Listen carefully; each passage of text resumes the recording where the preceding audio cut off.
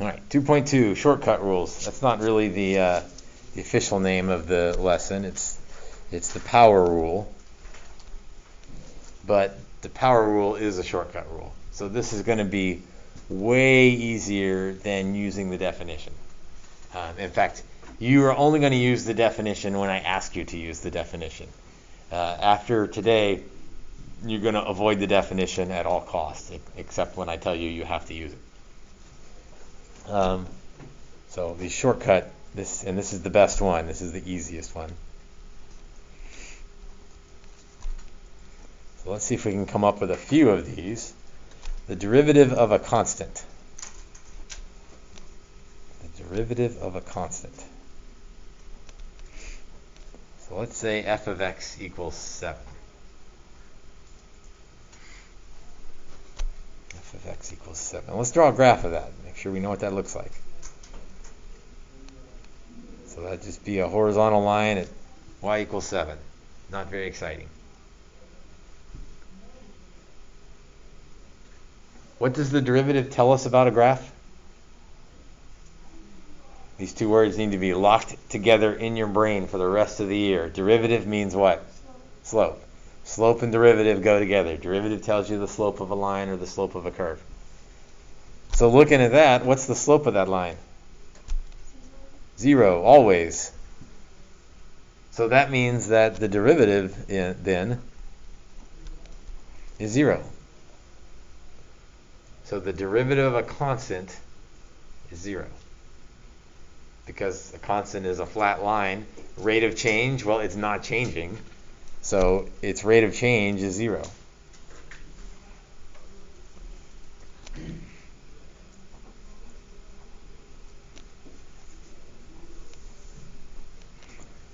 A new symbol here. We need to make sure we know what this means. This d over dx of f of x. That means take the derivative of.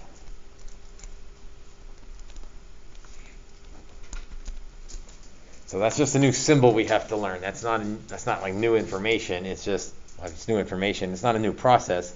It's just new symbol, new vocabulary. So when you see d dx in front of something, that just means take the derivative of what comes next. And so it's an easy way for math teachers to ask you to take a derivative without typing out take the derivative of. Instead, we just put a d dx out front, and that means take the derivative.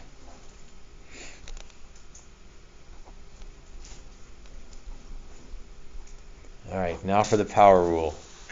The best shortcut rule we'll use it literally thousands of times this year. So if we take the derivative of x to the n,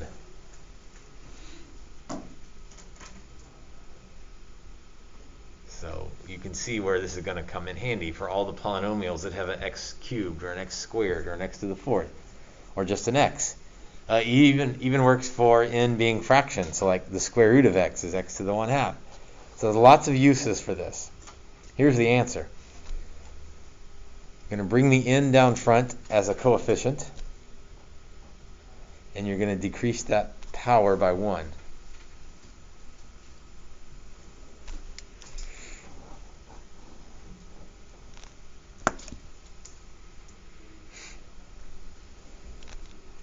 I can write it in words if that helps for those more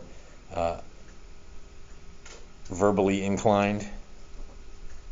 Bring exponent to front as coefficient.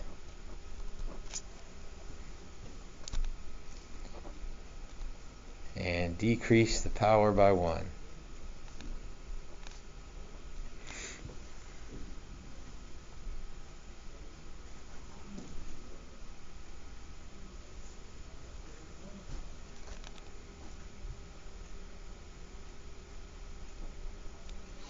Always works, except n equals 0.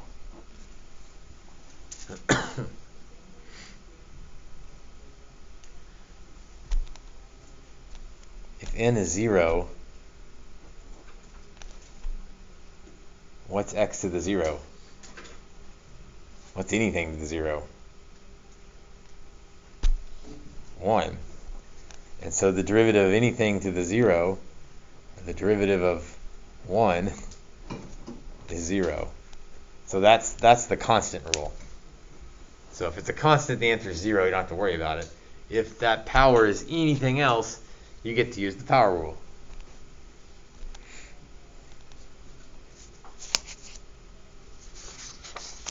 I feel like saying that's it. That's the tweet right there. That's it. That's the lesson. We're done. And we need to do some examples, but that's it. So power rule. Let's find the derivative if f of x equals x cubed minus 4x plus 527.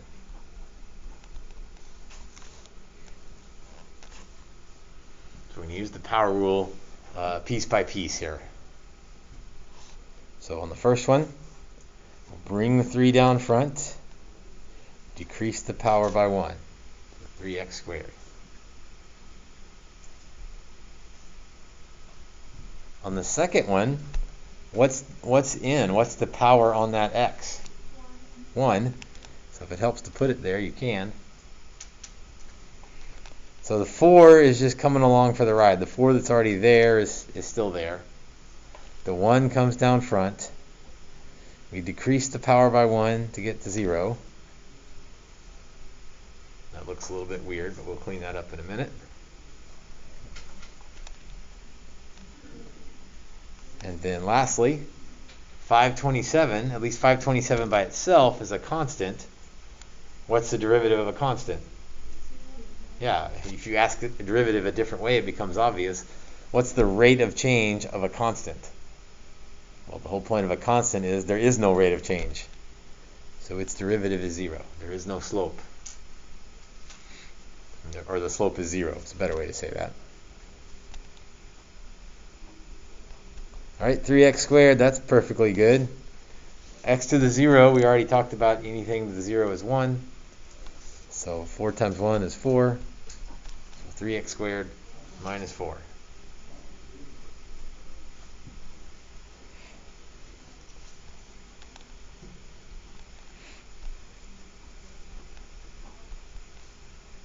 Let's do a little bit harder one here. If f of x equals 5 over 2x cubed,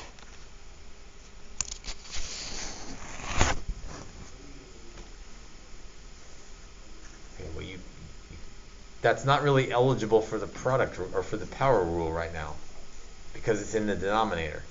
So if there's a way I could not have that x cubed in the denominator, then I would be eligible for the power rule. So is there a way I could write x cubed in the numerator? It wouldn't be x cubed anymore. How could I write that so that it's not in the denominator? What would the power be?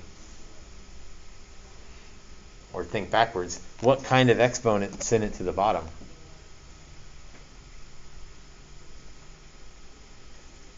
It's been too long with exponent rules. What kind of exponent sends a term to the denominator? A negative one. So we're kind of thinking backwards from what we usually do. Right? Usually we don't like a negative exponent. We would use that to push it into the denominator. Here we don't want an x in the bottom, so we kind of undo that and use a negative exponent to get it out of the denominator. Now we're eligible to use the power rule. So the 5/2 is still just hanging around. The negative 3 comes down front as the coefficient. And then if you're not thinking carefully, this will mess some people up.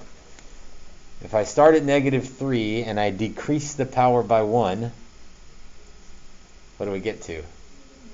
Negative 4. Good. And on a free response test, or a free response question, that answer would be okay. Right? We don't have to do any cleanup work on free response, like algebra cleanup work. Leave that for the algebra students. We're above that.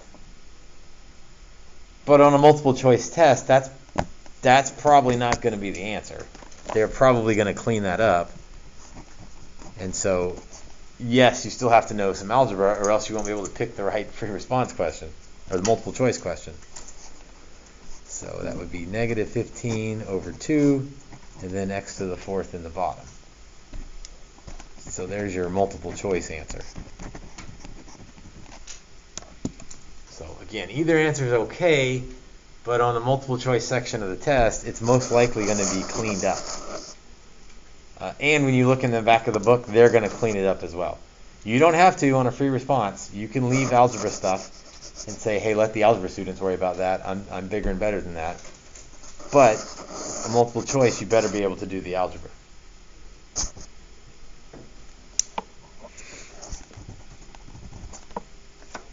Speaking of algebra, let's do another one. Let's say g of x equals the cube root of x minus 1 over x squared. Kind of a cheating way to get two examples into one problem here. I'm also mirroring what the book is going to ask you to do. So this problem mirrors one of the sections of the homework. Because if I don't do this, people can get the right answer. They're just confused on what the book is talking about.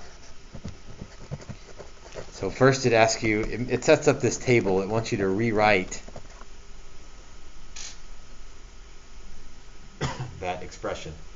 And rewrite it, meaning rewrite it so that you can use the power rule. Right now, that's not x to a power, that's not x to a power. So I just need to use my algebra skills and rewrite this as x to something and x to something. So maybe we should have done a warm-up on exponent rules here. What does a cube root look like as an exponent? 1/3. We don't need no review of exponent rules. And how did that x squared end up in the bottom? It was negative. So we haven't done calculus yet. That was all an algebra step. But it was a necessary algebra step so that we could do the calculus. So the next step the book will say is differentiate. So take the derivative. So now this is going to be a calculus step.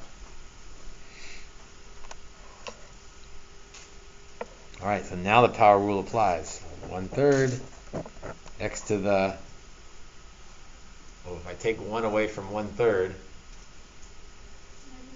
negative 2/3. So now I got fractions to deal with and negative exponents.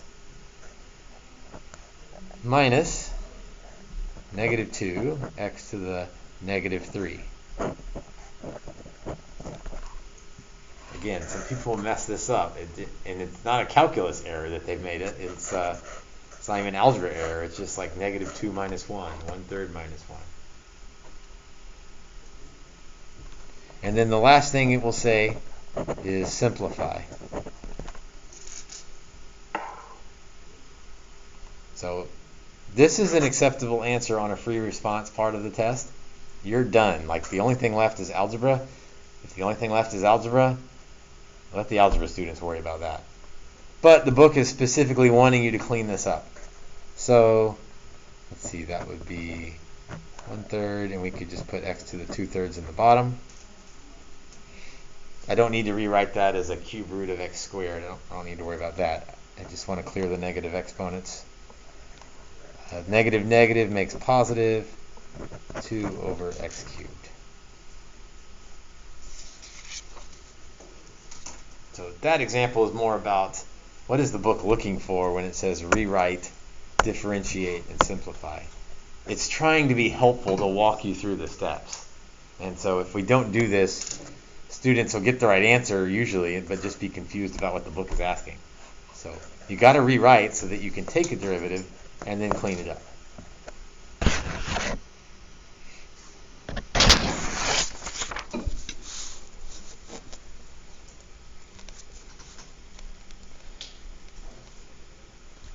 Let's do this. So same steps with one more problem. And then we'll do one more after that. So 2 more problems. X squared plus 3x minus 1 over x.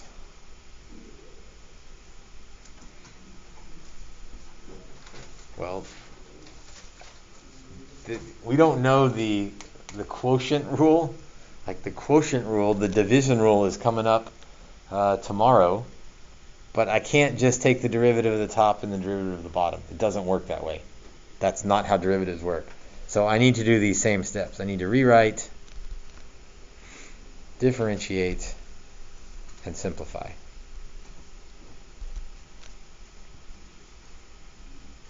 The quotient rule would work, except that you don't know the quotient rule. So we need to rewrite this. Well, everything is dividing by x. So x squared over x would be x.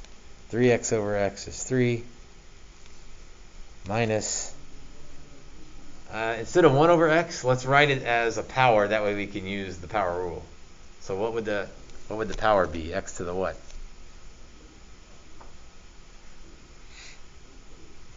If you need to come out to the side, it would be negative 1 over x. So what made that x go to the bottom? The negative again. So we had to rewrite it to get them all with powers. Now we can use the power rule. If you need to put a 1 there for x to the first. So 1 x to the 0. What's the derivative of 3? 0. Like, this is the easiest one we ever do, but sometimes after we learn all these complicated rules, we throw a constant at you and students freak out and do something weird with it. 3 is a flat line. Its rate of change is 0. Minus negative 1 x to the negative 2. And so again, some cleanup work to do there. X to the 0 is 1, so that's just 1. The 0 is gone. Plus 1 over x squared. So again, algebra, calculus, algebra.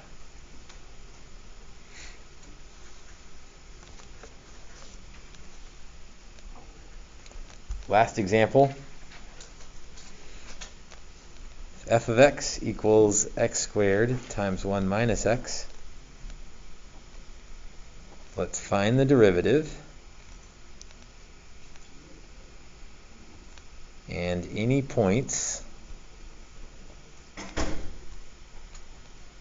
that have a horizontal tangent line.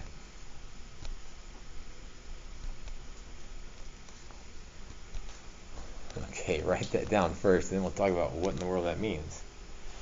Find the derivative, and then any points that have a horizontal tangent line. All right, find a derivative. We know how to do that. Points, so not just x value, but x comma y. So let's be careful, make sure we answer the right question. Horizontal tangent line. Horizontal tangent line. What would we know about a horizontal tangent line? Show me a picture of a horizontal tangent line. Or show me a picture of a horizontal line. Yeah, everyone's like, which one is it? Yeah, the horizon goes this way. So there's your horizontal tangent line. What's the slope of a horizontal line? 0.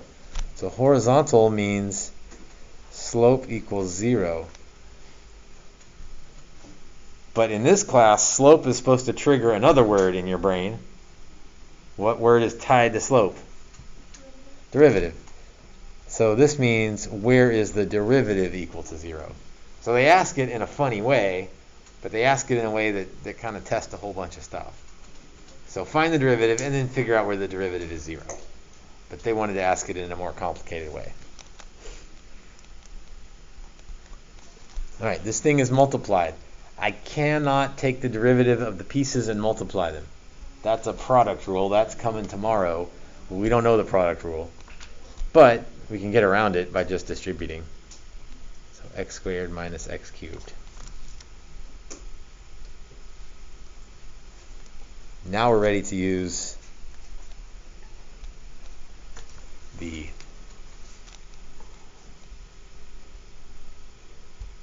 power rule. So try to use the power rule, see what you get. So 2x to the first minus 3x squared. Power rule is pretty easy. We can try to make it hard with fractions and negatives, but it's just not that bad. Okay, so there's part of our answer. Find the derivative. Got it. But then find where it's equal to 0. So 2x minus 3x squared equals 0. Let's see. Let's factor out an x.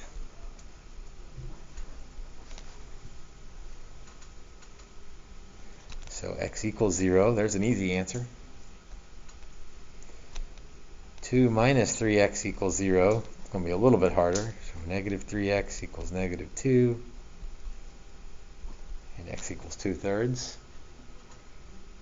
So those are the two places where the derivative is 0. And if the derivative is 0, the slope is 0. If the slope is 0, it's a horizontal line. So derivative tells us the slope of a tangent line. If it's 0, then we found our horizontal tangent lines. Although we better be careful, it asks for points, not just x values. So I need to find f of 0 to get the point.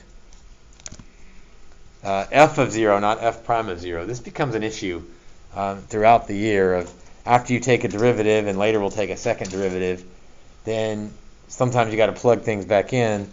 Be careful where you're plugging it back in. But I don't want the slope, I want the point. So I'll plug it back into the original. 0 squared times 1 minus 0. That would be 0. So that means there's a point 0, 0 that has a horizontal tangent line. And then this point's going to be a little bit uglier. F, whoops, not f prime, but f of 2/3 will be 2/3 squared times 1 minus 2/3.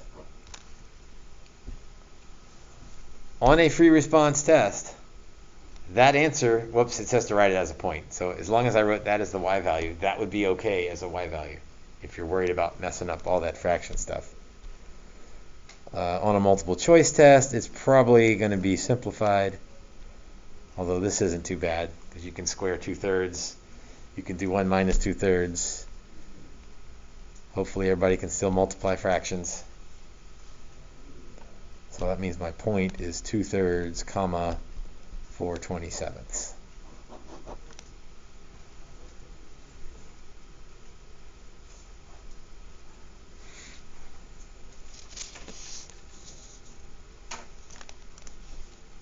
All right, but there was really nothing hard in that problem. The only new part was the easy stuff that everybody got right. The rest of it was understanding directions, reading carefully, concepts, that sort of thing. All right, 2 more derivatives you got to know. And that is sine and cosine.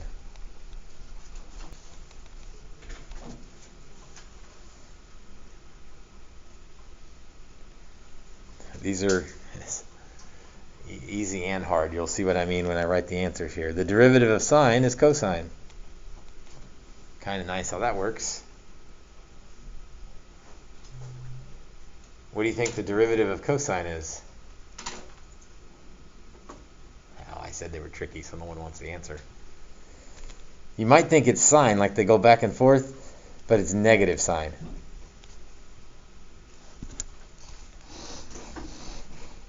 So that's kind of tricky. Sine goes to cosine, but cosine goes to negative sine. And that'll be an issue all year for some people. They know they go back and forth. It's just where does it go?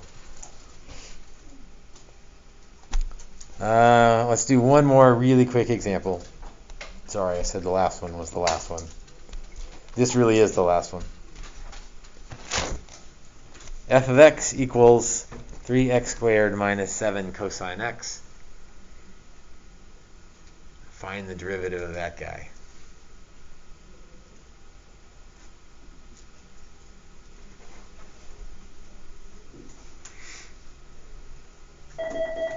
Anybody want to take a stab at it? Thank you for following all social distancing and mask guidelines. While transitioning, Lucas? please remember to walk on the right side of the hallways and staircase. Congregating in the hallways and Hannah? is not permitted. 6x, good. What about the rest of it? Practice proper hygiene, such as hand sanitizing and hand washing, and Is maintaining it, appropriate I'm gonna just guess, plus Yep, 7 yep, sine x? got it. Good work. Other than 3 times 2, you nailed it. No. All right, the homework is page 114. 3 through, where'd it go? 3 through 35. This is odd for all of this, by the way. 39 to 49. And 53 to 67. Odd goes with all of that.